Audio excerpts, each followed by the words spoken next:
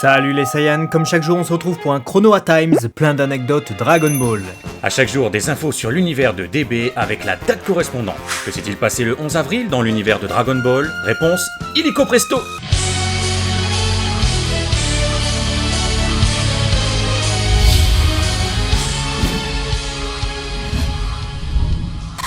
Le 11 avril 1990, les fans japonais découvraient l'épisode 43 de la série Dragon Ball Z pour la première fois. Je me souviens bien de ces épisodes avec leurs titres tous plus mythos les uns que les autres. Et celui-ci détient la palme d'or. Bah les Dragon Ball toutes réunies, techniquement c'est vrai. Les fausses Dragon Ball ont toutes été réunies. Ouais, mais tu m'expliques le Piccolo-san va ressusciter? Bah san c'est un suffixe de politesse qui peut se traduire par monsieur, fréquemment utilisé au Japon. Hein? Ah, c'est pas ce que tu voulais savoir? Bon, toujours est-il que comme vous l'aurez compris dans cette introduction, cet épisode, c'est celui des grandes révélations. Raichi et Zakuro, qu'on suit maintenant depuis 2 semaines, voire 3, se révèlent être de faux Namek, des extraterrestres piégés sur une planète poubelle sur laquelle ils sont retenus prisonniers par d'épais nuages. Ils décident donc de jouer un tour à Goran et les siens pour leur piquer leur vaisseau spatial et passer le temps.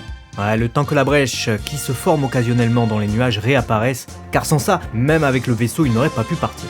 Et pendant ce temps, Vegeta qui est soigné enfile ses vêtements et pour ne pas choquer quiconque, il veille à bien mettre son haut avant d'enfiler ses bottes, contrairement à ce qu'il a fait dans le manga. Il est plus pudique dans l'animé, c'est pour ça. C'est aussi l'épisode dans lequel on retrouve Kiwi, que l'on avait entreaperçu dans l'épisode 40 et qui fait donc là sa première vraie apparition hors flashback. Il était d'ailleurs incarné par Koji Totani, je dis était car son seiyuu est décédé, en plus du fait que Kiwi a une nouvelle voix attitrée maintenant depuis Dragon Ball Kai. Koji Totani, pour ceux à qui ça parle, c'était Jaggy dans Hokuto no Ken. Ou encore Shura du Capricorne dans la série Senseiya. Ah mais ouais! Et c'était aussi la voix de Draculaman dans Dragon Ball. Il faisait que des monstres quoi. Ou des policiers, puisque clairement un policier sur 2 qui apparaissait dans la série Dragon Ball était incarné par Totani-san. Et non pas Totally Spice. Je suis à bout avec toi, je suis à bout. T'inquiète, tu vas bientôt voir le bout, comme Vegeta. D'ailleurs, il tape aussi ses meilleures veines frontales quand il apprend que Frieza veut le doubler et s'est rendu sur la planète Namek avant lui pour récupérer les Dragon Ball. Mais l'heure de la revanche a sonné. Après, si elle a sonné comme dans le Chronoa Times d'hier, vaut mieux rester vénère un temps. Sinon, 2 fun facts, on peut voir sur ce passage que le cri de Kiwi n'a pas été enregistré lorsqu'il crie après Vegeta. Et aussi, l'épisode commençait directement avec les 2 extraterrestres qui s'amusaient en observant nos héros, ce qui nous donnait un indice sur ce qui allait se passer. Et la scène où Goran et les siens manquent de se faire aplatir par une énorme boule de neige rappelle beaucoup la scène des pièges des tombeaux dans Indiana Jones. Encore une source d'inspiration intarissable pour les épisodes de DBZ à l'époque. Le 11 avril 2010, le public nippon découvrait l'épisode 52 de Dragon Ball Kai avec la fin du combat entre Son Goku et Frieza. C'est moi où les titres sont de plus en plus longs. C'est le titre une fois traduit qui est grave long, mais ouais, il y a de plus en plus de caractères dans leur titre. Et cet épisode correspond aux épisodes 102, 103 et 104 de DBZ. Ah ouais, 3 épisodes. Ouais, car pour le coup il passe à la trappe les longs flashbacks qu'on se tapait durant l'arc de la série originale, ce qui lui permet de condenser l'action de 3 épisodes, et c'est pas plus mal, car rappelons qu'il ne reste que 5 minutes avant l'explosion de la planète Namek normalement. Ouais, 5 minutes qui deviennent 20-25 minutes du coup, voire plus avec l'épisode d'avant. Mais bon, on est dans un animé, si ce n'était que 5 vraies minutes, il n'y aurait rien de développé à l'écran. D'ailleurs, puisqu'il conjugue à peu près 3 épisodes, cet épisode 52 de Kai se conclut aux 3/4 de l'épisode 104 de DBZ, avec Frieza qui vient de se faire charcuter. De quoi proposer une conclusion différente, où l'on pense que Goku en a fini avec Frieza.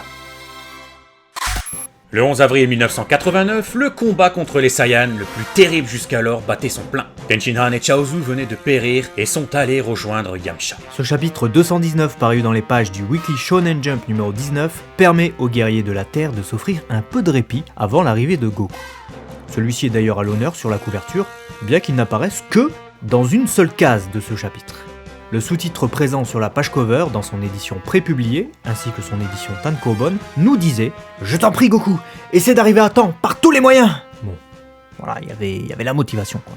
C'est aussi le chapitre qui contient une des erreurs de Colo les plus célèbres du manga, avec ici Vegeta qui a son armure de combat qui passe au noir lorsqu'il indique qu'il donne 3 heures aux terriens pour que Goku arrive. Oui, car comme son titre l'indique, c'est le chapitre dans lequel les Saiyans, ou plutôt Vegeta, décident de patienter 3 heures pour attendre Kakaroto, comme il l'appelle, histoire de le punir pour avoir osé trahir les Saiyans. Et puis aussi sûrement pour avoir un peu de challenge et voir aussi de quoi est capable le Saiyan ressuscité.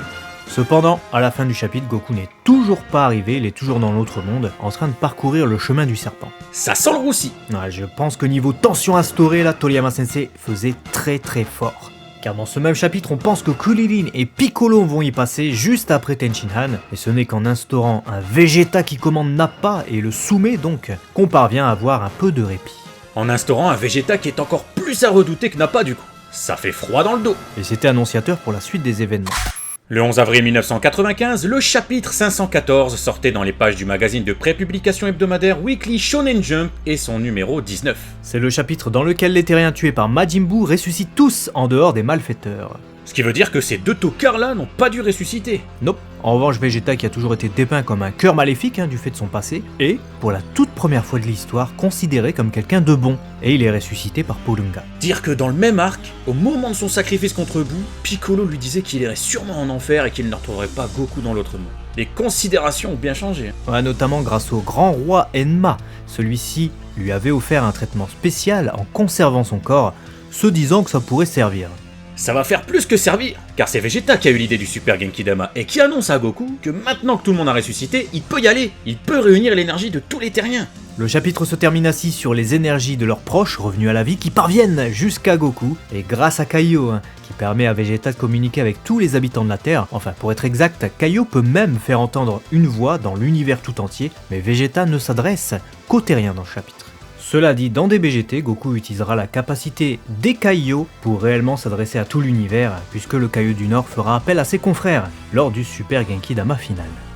Quelle anecdote et quelle sortie avez-vous préférée? N'hésitez pas à nous le dire dans les commentaires. Partagez si vous avez apprécié, car il n'y a que ça qui peut vraiment faire augmenter l'audience de ce format et lui permettre d'être vu comme vous estimez qu'il le mérite, c'est vous qui voyez. Nous on se retrouve dès demain. Pour un nouveau Chrono Times. Matane.